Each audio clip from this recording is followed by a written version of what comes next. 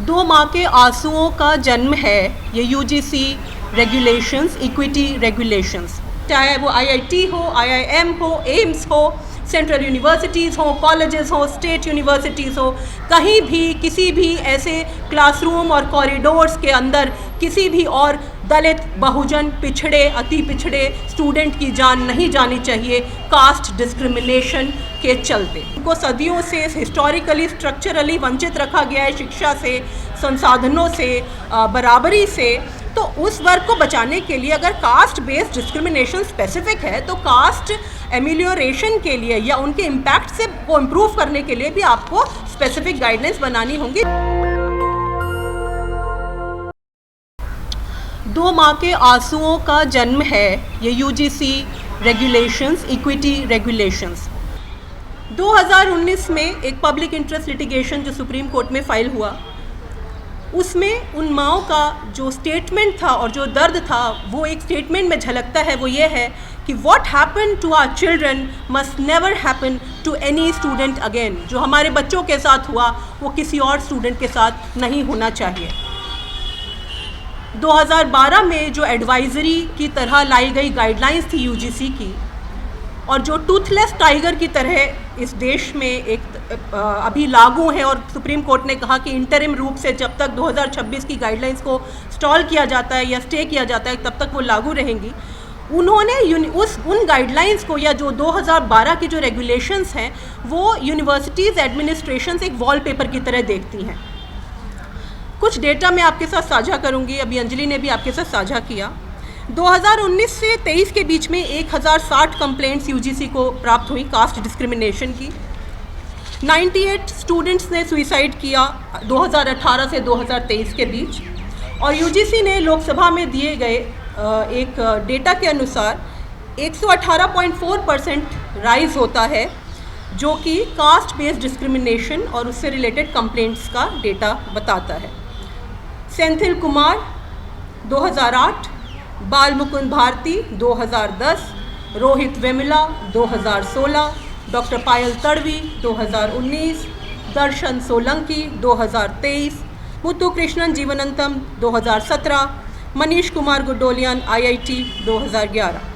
और एक दिन पहले राजकोट के एम्स का एक विद्यार्थी जो 26 साल का है, रतन कुमार मेघवाल, उसने ट्रेन के नीचे आके जान दे दी और 17 पेज का सुसाइड नोट लिखा, जिसके अंदर 5 रेजिडेंट स्टूडेंट्स को, सीनियर स्टूडेंट्स को अरेस्ट किया गया है, और उसमें SC/ST एट्रॉसिटीज़ एक्ट का भी हवाला दिया गया है। अब इस सारे प्रकरण में जो मैंने नाम आपको बताए और जो संख्याएं दी, ये केवल एनेक्डोटल नहीं है, ये एनेक्डोट को नहीं दर्शाती हैं, ये सिस्टम के एक आर्किटेक्चर को दर्शाती हैं। और उस आर्किटेक्चर के चलते जनवरी 2025 में सुप्रीम कोर्ट ने ये दिशा निर्देश दिए सरकार को कि संस्थानों में, हायर एजुकेशन संस्थानों में, शिक्षा संस्थानों में इस प्रकार के भेदभाव और जातिगत डिस्क्रिमिनेशन को रोका जा सके, उसके लिए एक कड़क से कड़क गाइडलाइंस बनाई जाए। और उन डिस्क्रिमिनेटरी प्रैक्टिसेस को, जैसे कि segregation, disbursement of scholarship, discrimination in allotment of marks, discrimination in allotment of PhD supervisors, इन सब के तहत 2026 जनवरी 13 को यूजीसी ने प्रमोशन ऑफ इक्विटी गाइडलाइंस जो जारी की, जिसको अनफॉर्चुनेटली स्टे कर दिया गया कुछ छुटपुट या कुछ खास प्रकार की जो उस पर ऑब्जेक्शंस आए समाज के एक पर्टिकुलर ग्रुप के द्वारा। ये रेगुलेशंस मैंडेटरी इक्विटी कमेटी 2026 की रेगुलेशंस है, मैंडेटरी इक्विटी कमेटी को बनाने की, इक्वल अपॉर्चुनिटी सेंटर्स को बनाने की, टाइम बाउंड रिड्रेसल और एनफोर्समेंट पेनल्टीज़ के बारे में को कुछ तरह से सुदृढ़ करता है। किंतु इसमें जो एक आर्ग्यूमेंट जो आया है वो है क्लॉज 3C और क्लॉज 3E का, कि ये दोनों आपस में कॉन्ट्रडिक्टरी हैं, और इस प्रकार के संशय को समाज में स्थापित किया गया कि जो दलित कम्युनिटीज़ हैं, दलित बहुजन पिछड़े स्टूडेंट्स हैं, वो इस प्रकार की झूठी कंप्लेंट्स, फॉल्स एलिगेशन सवर्णों पर या उन लोगों पर लगा सकते हैं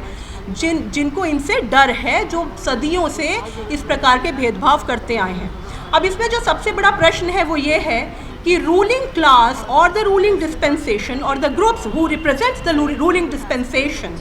those who protested against these guidelines, are specifically claiming that Dalit Bahujans people or the students who belong to these socially and educationally backward communities, they are immoral and they are dangerous. जिस संशय को यहाँ स्थापित किया जा रहा है वो यह है कि दलित बहुजन इमोरल हैं और वो झूठी कंप्लेंट्स करके एक प्रकार का वो एक ऐसा माहौल संस्थानों में बना देंगे इन गाइडलाइंस के बाद जिससे सवर्णों को खतरा होगा, लेकिन ये निराधार हैं। और ये हमें नहीं भूलना चाहिए कि क्लॉज 3E जो है वो एक ब्रॉड बेस्ड यूनिवर्सल डेफिनेशन देता है डिस्क्रिमिनेशन का, और क्लॉज 3 स्पेसिफिक टारगेटेड डेफिनेशन देता है जिसमें SC, ST और OBC कम्युनिटीज़ को रखा गया है। और ये भी हमें नहीं भूलना चाहिए कि अगर क्लॉज 3E यूनिवर्सल शील्ड करता है और क्लॉज 3C सदियों से चले आ रहे ऑपरेशन को, जो स्ट्रक्चरली हिस्टोरिकली एक खास प्रकार के वर्ग और जातियों द्वारा lower caste lower class communities के अगेंस्ट होता है, उसको स्पेसिफिकली ध्यान में रख के बनाया गया है। लेकिन हमें एक बात नहीं भूलनी चाहिए कि जिस प्रकार SC ST प्रिवेंशन एक्ट और जिसका अमेंडमेंट भी आया 2018 में, उसमें भारत सरकार ने इस बात का ध्यान रखा कि इस तरह के फॉल्स एलिगेशंस को या उसके तहत इन गाइडलाइंस को या उस एट्रोसिटीज़ अमेंडमेंट एक्ट को खारिज ना किया जाए। और उसका सबसे बड़ा जो रीज़न बना वो थे 2 अप्रैल 2 के प्रोटेस्ट्स। तो ये जो एक अवधारणा है कि फॉल्स एलिगेशंस का किया जा सकता है या मिसयूज़ किया जा सकता है, ये एक ख़ास किस्म की कॉशन है जो भारत सरकार को लेनी चाहिए। और वो भी हमें ध्यान रखना होगा कि ऐसा जो एक डॉक्यूमेंट अगर आप कागज़ पे शेर बना देंगे तो उससे आप जंगल की रक्षा नहीं कर पाएंगे। तो यदि आप इस तरह की गाइडलाइंस बना देंगे, and it is also I would also like to say कि फायर ब्रिगेड को जिसको बचाना है उसको बचाने की बजाय जो लोग दोज हुआ सेटिंग द फायर, जो आग जला रहे हैं, उनकी सेवा करने लगे, तो इस प्रकार का डॉक्यूमेंट साथियों हमारे किस काम का है। तो भारत सरकार ने अगर इसको डिफेंड नहीं किया और कोर्ट में उस पर्टिकुलर जो जिस तरीके के तोहमत लगाया गया या एलिगेशन लगाया गया कि कमज़ोर है, इसमें एक पर्टिकुलर ग्रुप को खतरा है, उसकी सही से मेजरमेंट करनी चाहिए और उसको सही से उसको आप रिवाइज कर सकते हैं, उसको आप ठीक कर सकते हैं। लेकिन उस पूरे डॉक्यूमेंट को बैरी कर देना, उस पूरे डॉक्यूमेंट को खारिज कर देना हमारे हिसाब से वो एक वाजिब या रीज़नेबल एक स्टेप नहीं है। इसके अलावा जो एक बात मैं और कहना चाहूँगी वो ये है कि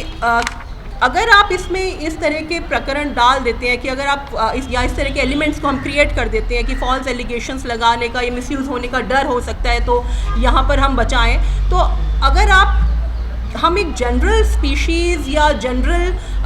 एनिमल्स को बचाने का प्रोग्राम नहीं चलाते ना, हम सेफ टाइगर प्रोग्राम चलाते हैं। तो जिन लोगों से प्रताड़ना हुई है, ऑपरेशन हुआ है, जिनको सदियों से हिस्टोरिकली स्ट्रक्चरली वंचित रखा गया है शिक्षा से, संसाधनों से, बराबरी से, तो उस वर्ग को बचाने के लिए अगर कास्ट बेस्ड डिस्क्रिमिनेशन स्पेसिफिक है तो कास्ट एमिलियोरेशन के लिए या उनके इम्पैक्ट से को इम्प्रूव करने के लिए भी आपको स्पेसिफिक गाइडलाइंस बनानी होंगी, जो कि 2026 की गाइडलाइंस एक कदम जिस दिशा में है।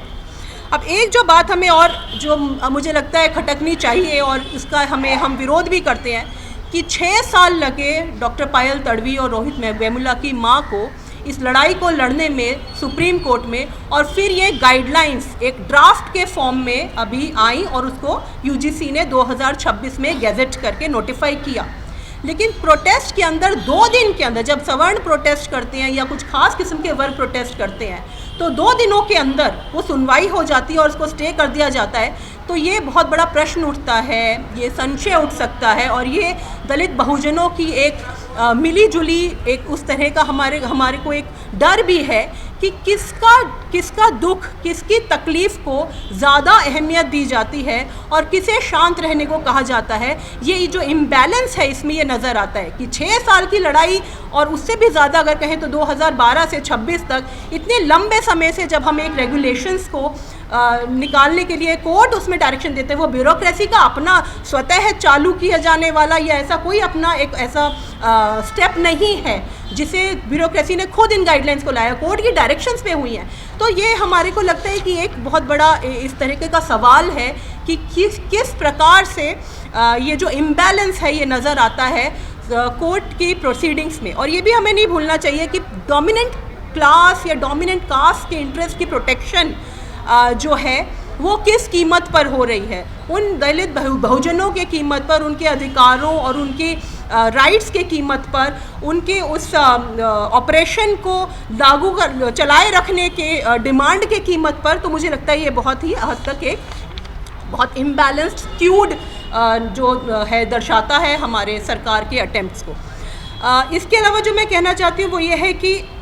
जो आर्टिकल 14, 15, 17 और 21 जो भारतीय संविधान के जो 4 आर्टिकल जिनका जिक्र मैंने किया, ये एक अनएम्बिगुअस मैंडेट देते हैं इस देश के शासन चलाने या सत्ता में रहने वाले लोगों को कि वे दलित बहुजन, एससीज, एसटीज, ओबीसीज के हक और अधिकारों की संरक्षण करें, और ये संवैधानिक मैंडेट है।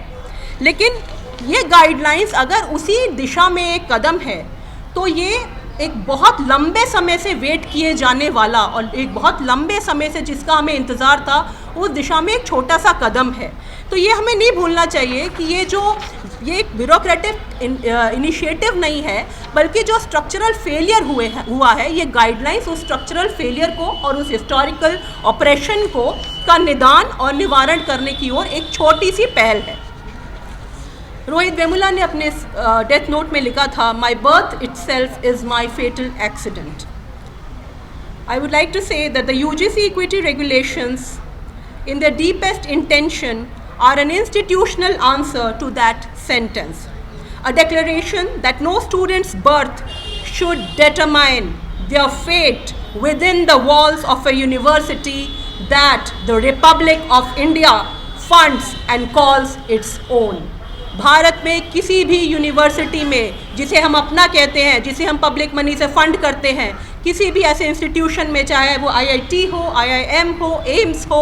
सेंट्रल यूनिवर्सिटीज़ हो, कॉलेजेस हो, स्टेट यूनिवर्सिटीज़ हो, कहीं भी किसी भी ऐसे क्लासरूम और कॉरिडोर्स के अंदर किसी भी और दलित, बहुजन, पिछड़े, अति पिछड़े स्टूडेंट की जान नहीं जानी चाहिए कास्ट डिस्क्रिमिनेशन के चलते।